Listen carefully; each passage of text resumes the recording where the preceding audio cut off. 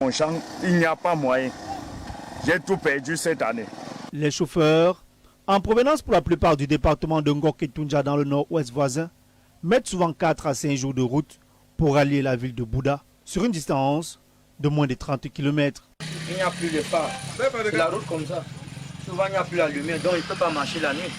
C'est rien que pour sortir encore en Bouda avant de trouver le technicien, l'électricien qui finit avant que je continue mon voyage à Bouda. Ça fait... c'est 4 jours. C'est 4 jours qu'on est en route. 4 jours. Alors, voilà, depuis jeudi qu'on a quitté Sendop, non? Sendop, oui. On a quitté Balekuma, oui. Jusqu'à présent, voilà. C'est comme ça que la route est comme vous voyez. Et là, il y a les militaires qui sont là-bas, ils prennent 10 000 anneaux. Voilà, ils sont arrachés, mes frères, là-bas derrière. Il a pris au moins 12 téléphones. C'est 12, non? Le tarif du transport en moto comme en voiture est passé du simple au double. Le transport coûtait 700 francs. Cette année, nous on paye 2000. Galim est réputé pour la fertilité de ses sols qui malheureusement souffrent de distribution à cause du mauvais état de la route. Le mauvais état des routes qui reste véritablement un problème pour ces populations du groupement Bati. Mais l'un des problèmes qui reste majeur dans la ville de Douala, c'est l'insécurité grandissante et ces phénomènes y afférents qui causent véritablement de problèmes aux différentes populations. Et c'est à cet effet qu'une table ronde a été organisée dans la ville de Douala, capitale économique du Cameroun, pour essayer de trouver des problèmes, des solutions autant pour moi à ces problèmes. Et on revient sur comment déconstruire des mentalités qui restent le commun des mortels, mais surtout la réputation de ces quartiers extrêmement tenus comme zones dangereuses. Tentative de réponse dans ce reportage de Jean Jamayedna.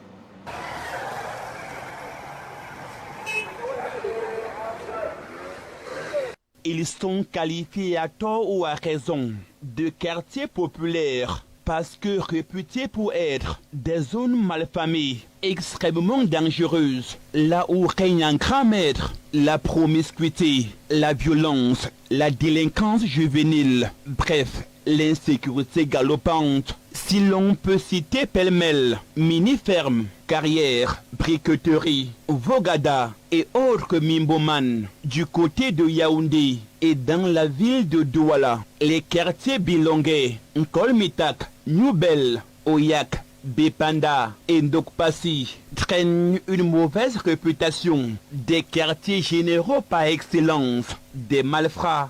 Nous n'aimons pas nos quartiers et nous avons, de part peut-être les autres, nous ont suffisamment chargés négativement. Et donc il faut d'abord déconstruire justement cette perception négative que nous avons de nos quartiers. Ça c'est le premier pan. Le deuxième pan, c'est que dans le processus de déconstruction de cette perception, il faudrait bien que ces populations, parce qu'il faut aussi le dire que dans ces quartiers, il n'y a pas que des aspects négatifs, il y a des aspects aussi positifs et que ces aspects positifs, notamment le dynamisme. L'habitant qui vient de Bilongé ou bien de Oyak comme un habitant lambda, on le considère par rapport à cette qualification-là et pourtant, tous les habitants de ces quartiers-là ne sont pas des voyous, ne sont pas des délinquants. Dans ces quartiers, il y a des écoles, il y a des centres de santé, il y a une sorte de vie sociale qui précède même les infrastructures que l'État est censé implanter dans ces endroits. Donc, ce sont les faits sociaux, mais il n'y a pas que ces faits sociaux. En fait, nous voulons montrer qu'il n'y a pas que ce côté qu'il faut faire voir de ces quartiers. Dans ces quartiers, il y a certainement ces faits sociaux d'agression et autres. Pareil, comme on agresse à Bonamoussadi, on agresse, dernièrement on a vu le phénomène des microbes à Deido, à Bonamoussadi. Ça prouve à suffisance que ces quartiers-là aussi peuvent regorger des personnes qui ne sont pas toujours de bonne moralité. Donc, des fléaux qui sont monnaie courante dans ces différentes unités administratives, d'où la perception négative et discriminatoire de quartiers populaires par le commun des mortels. Notre objectif, c'est de mettre l'homme de ces quartiers au centre des préoccupations, se dire que oui, il y a certes ces clichés, mais ces clichés ne sont pas uniquement l'apanage de ces quartiers-là. Dans ces quartiers, il y a un potentiel qu'il faut également mettre en exergue pour cesser de les regarder, pour cesser de les stigmatiser. Il y a des quartiers qui portent encore ces stigmates, mais en réalité ne vivent plus cette réalité-là, mais continuent à porter les stigmates de quartiers mal famés, quartiers mal pollués, à cause des stigmates antérieurs. Il faudrait que aussi bien des populations habitant des quartiers, parce que chaque ville est constituée des quartiers, les populations habitant des quartiers puissent élaborer des actions de développement et que de l'autre côté des autorités puissent justement trouver ensemble avec ces populations des financements pour réaliser ces projets. Ces projets de développement, une fois réalisés, contribueront à coup sûr à améliorer le cadre de vie des populations dans ces quartiers. Et comment déconstruire ce regard stigmatisant vis-à-vis de ces quartiers populaires où tout n'est pas forcément négatif? Le comité diocésain des activités sociales et caritas de l'archidiocèse de Douala, au cours du salon Ville et Toit du Cameroun, édition 2020, propose des solutions participatives. Il suffit tout simplement d'organiser des activités dans ces quartiers avec ces populations et de les amener à identifier des aspects positifs de leur quartier. Une fois que ces personnes vont se rendre compte qu'elles ont des éléments positifs, ceci va booster l'estime de soi chez chacun, et cette estime de soi va à coup sûr les valoriser. La déconstruction de la perception passe par justement la confrontation à cette perception négative, toutes des perceptions positives qui existent, la mise à la surface de tous les éléments positifs qui existent dans ces quartiers-là.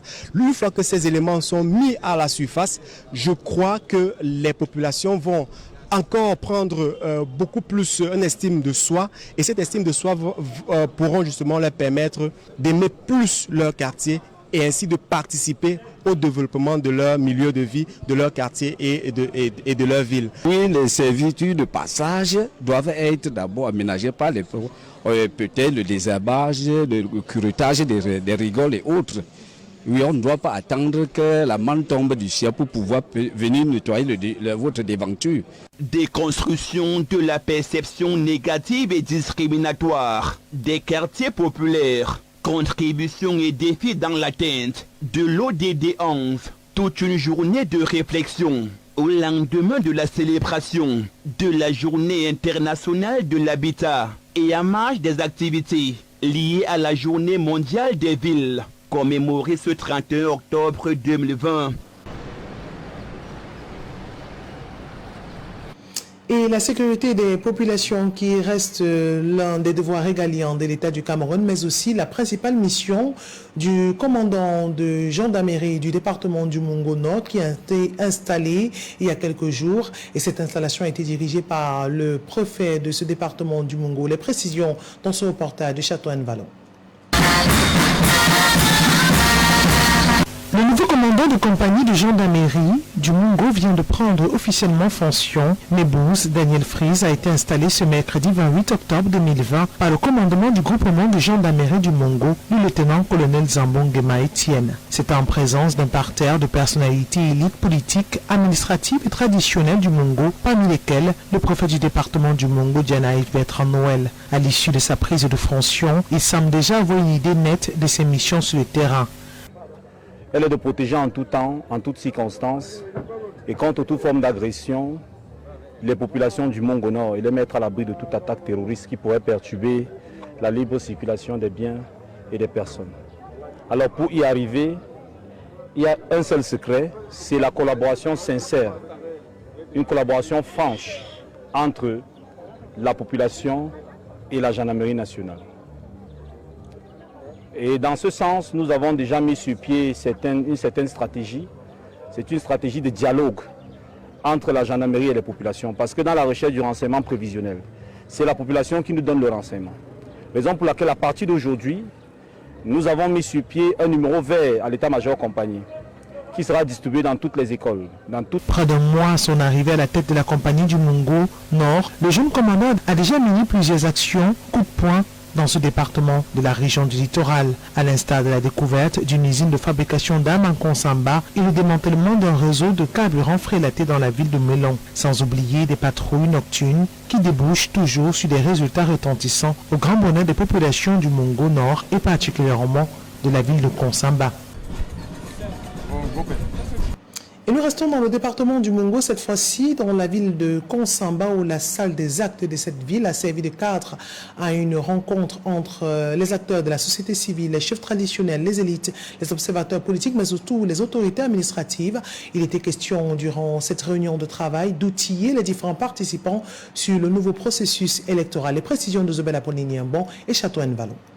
Malgré les nombreuses absences relevées au cours de cette rencontre, les membres du Conseil électoral d'Elections Cameroun pour la région du littoral, notamment les professeurs Dorothy Ndjoma et Titi Mouel, aux côtés du représentant du préfet et du chef d'agence Elecam pour le département du Mongo, ont entretenu les participants sur la tenue des prochaines élections régionales du 6 décembre 2020. Ils se sont également penchés sur plusieurs autres axes liés à ce processus électoral.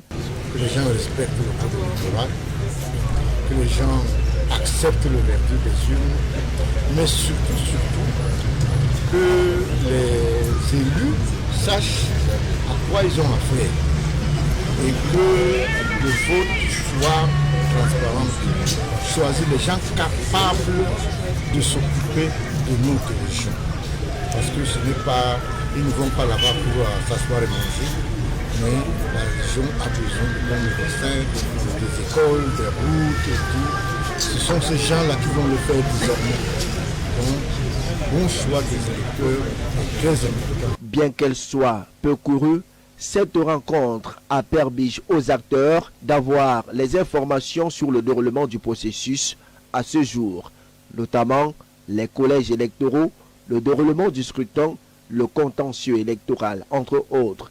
Par ailleurs, les uns et les autres ont été invités à s'approprier de la démocratie et davantage s'engager dans le processus pour permettre à l'organe en charge des élections à être crédible. Le législateur a voulu que les chefs traditionnels quittent l'état d'honneur et de receveur d'ordre tout simplement, et qui s'impliquent aussi dans le développement de leur localité.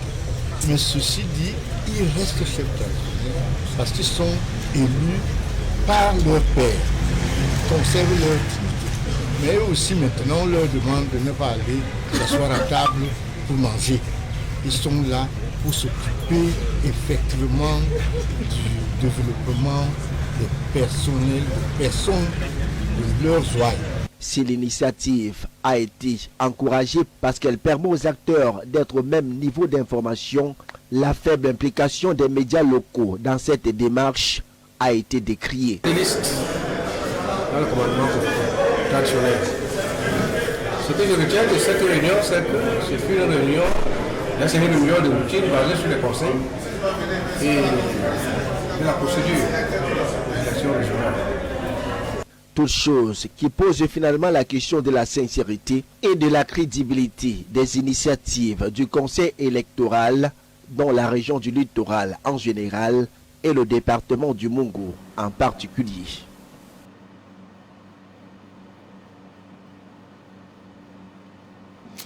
Et on s'intéresse à autre chose dans ce journal. Le syndicalisme et la politique, voilà deux sujets. Font-ils bon ménage? L'interrogation a été posée à plusieurs hommes, observateurs politiques et membres des mouvements syndicaux qui étaient réunis à Douala autour d'une table. Hormis le rôle dénonciateur des conditions de travail et défenseur des intérêts sociaux des différents travailleurs restants syndicalistes, peut-être un homme politique. Voici un recueil de réponses recueillies par nos reporters Jean Gemayena et Patrice Foucault.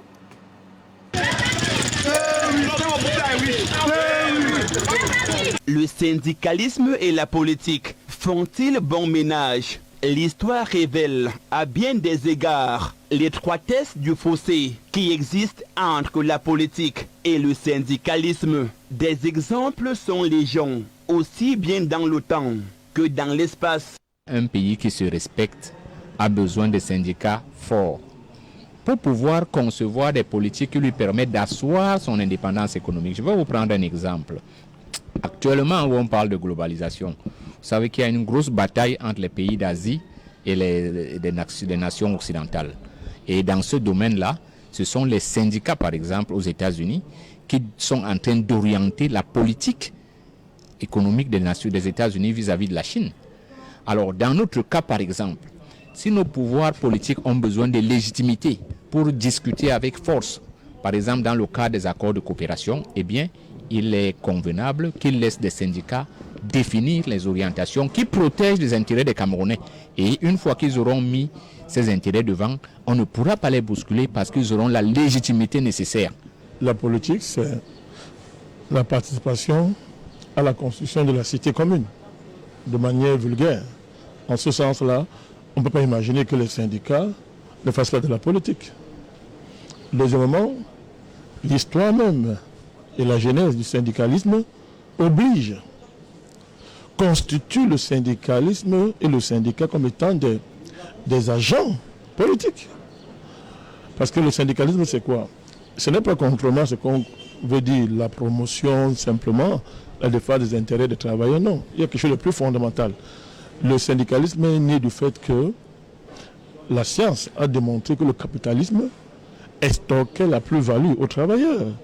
On appelle ça l'oppression capitaliste, l'exploitation capitaliste.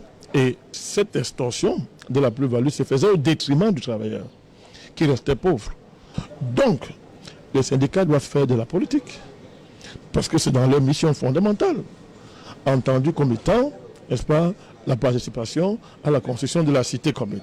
Et hormis son rôle de dénonciateur des conditions de travail et de défenseur des intérêts sociaux de ses membres au sein des entreprises, est généralement qualifié d'instigateur de troubles à l'ordre public, le syndicaliste peut-il mener une action politique au même titre qu'un politicien? Les gens pensent que lorsqu'on est au syndicat, on ne doit s'occuper que des affaires de l'entreprise. On ne doit pas s'occuper de l'affaire de la cité elle-même. Et pourtant, le syndicat, son rôle consiste à participer au développement du pays. Lorsque nous demandons, par exemple, l'amélioration du niveau de vie des Camerounais, ça veut dire que nous voulons augmenter le pouvoir d'achat. Et le pouvoir d'achat dans un pays qui en bénéficie également, c'est l'État. Alors, donc, nous devons aussi savoir que dans tout ce que le syndicat fait, le syndicat a besoin de la démocratie.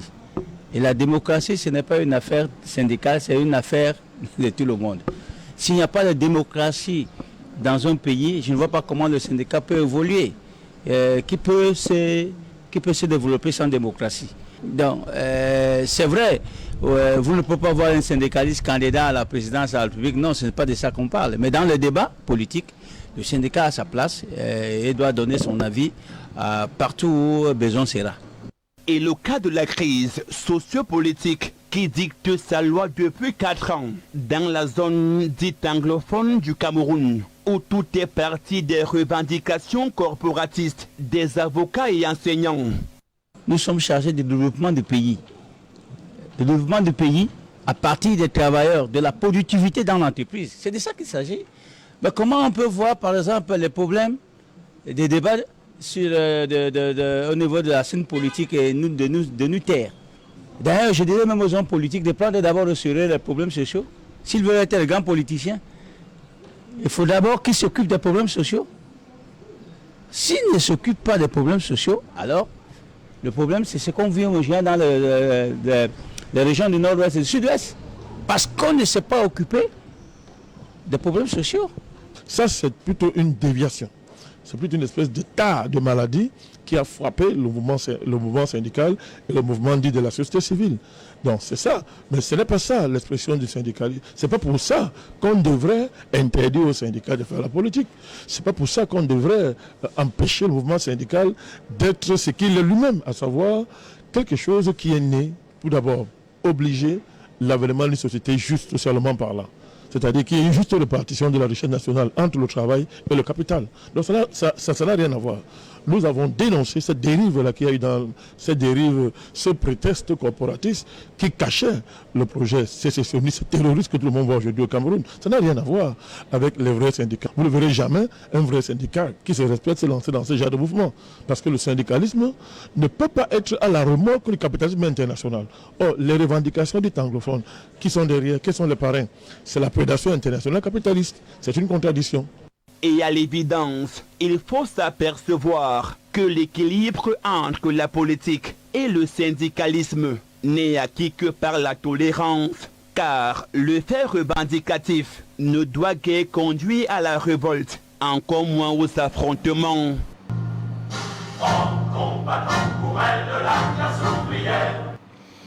Et le deuil national décrété par le président de la République, Paul Biya, joue les prolongations. Question de revenir sur la célébration de cette journée triste dans la ville de Yaoundé, capitale économique politique du Cameroun, ce 31 octobre 2020. Les populations de la ville de Yaoundé ont montré leur indignation face à l'assassinat des enfants de Kumba dans cette école il y a environ une semaine. Et les rues étaient quasiment désertes. Les petits commerçants ont pour la plupart déserté les étals pour montrer leur attachement aux idéaux. Les précisions de Denis Ibele et Mohamed Essombadou dans ce reportage. Les drapeaux en berne ce 31 octobre 2020 dans le point stratégique de la cité capitale. Yaoundé porte le deuil et les Yaoundéens le portent également, mais chacun à sa manière. Tout vêtu de noir, donc je fais partie, je compatis aux douleurs des familles de ce côté du Cameroun qui a eu à perdre leurs enfants. Ce que j'ai prévu, c'est de continuer à prier. Oui, que les deux personnes, l'État avec les leaders ambazoniens, peuvent s'entendre, venir sur la table, se dialoguer. Je préférais 2 jours de deuil national pour la mémoire de nos frères du sud-ouest et du nord qui sont dans la souffrance. L'Église n'est pas restée en marge du deuil national décrété par le président de la République. Des célébrations ont eu lieu dans plusieurs chapelles pour dénoncer par la prière cette barbarie humaine observée dans les régions du Nozo depuis le début de la crise. Nous voulons te confier toutes les mamans à travers le Cameroun et à travers le monde qui ont eu le cœur déchiré devant le spectacle de Kumba. Nous voulons te confier de façon spéciale ces mamans. Toi qui as été la première à souffrir le martyre de ton fils, donne à ces mamans de tenir forte dans cette épreuve. Donne à ces mamans d'unir la mort de leur fils à celle de ton innocent fils. Que ces enfants innocents soient une offrande agréable à présenter au Seigneur. Ensemble, nous te prions. Ils ont prié pour que cela ne se reproduise plus jamais. Priez pour le réconfort des familles des personnes assassinées, pour le repos des âmes civiles ou militaires. Dans les rues, le deuil est perceptible. L'activité économique est au ralenti. L'ambiance bon enfant, qu'on y observe d'habitude, a cédé à un calme plat. Ils sont rares, ceux des débrouillards qui ont décidé de vaquer à leurs occupations en ce jour de deuil national. Et il faudrait préciser avant de prendre la page internationale que le championnat de Ligue 1 au Cameroun a bel et bien démarré depuis quelque temps. On vit en direct depuis le stade Amadou Yaoundé, la rencontre qui oppose le Coton Sport de Garoua à la Panthère sportive d'une D. Et nous ouvrons la page internationale de ce journal avec l'élection présidentielle qui s'est déroulée en Côte d'Ivoire, premier tour, dans l'attente des résultats. Les précisions de France 24. Dans ce bureau de vote d'Abidjan, les électeurs se sont déplacés malgré les appels au boycott de l'opposition. Oui, je suis venu pour voter au nom de la paix, on prie Dieu pour que les politiciens s'attendent. Mêmes aspirations dans ce quartier chic de la capitale économique, où certains ont dû dépasser leurs craintes pour venir voter. voter pour choisir celui qui va diriger le pays dans la paix, dans la prospérité. J'étais inquiète parce qu'il y avait trop de bruit, il y avait trop de fake news. Mais Dieu merci, ce matin, j'arrive ici, j'ai voté tranquillement. Des incidents ont tout de même eu lieu dans les quartiers proches de l'opposition et ailleurs dans le pays. Des barrages ont été dressés sur les routes pour empêcher l'acheminement de matériel électoral et certains bureaux de vote ont été bloqués. Le président Alassane Ouattara, qui brigue un 3e mandat controversé, a appelé au calme. J'en appelle à ceux qui ont lancé ces mots d'ordre de désobéissance civile qu'ils arrêtent. Qu'ils arrêtent parce que la Côte d'Ivoire a besoin de paix. Ce sont des actes criminels et nous souhaitons que tout ça puisse s'arrêter. Tout comme l'ancien président Henri Konan Bédié, le candidat Pascal Afine-Guessant avait justement appelé au boycott et à la désobéissance civile pour protester contre la candidature d'Alassane Ouattara. Des appels efficaces selon lui. Nos compatriotes ont boudé dans leur très large majorité l'opération que M. Alassane Ouattara a tenté ce jour.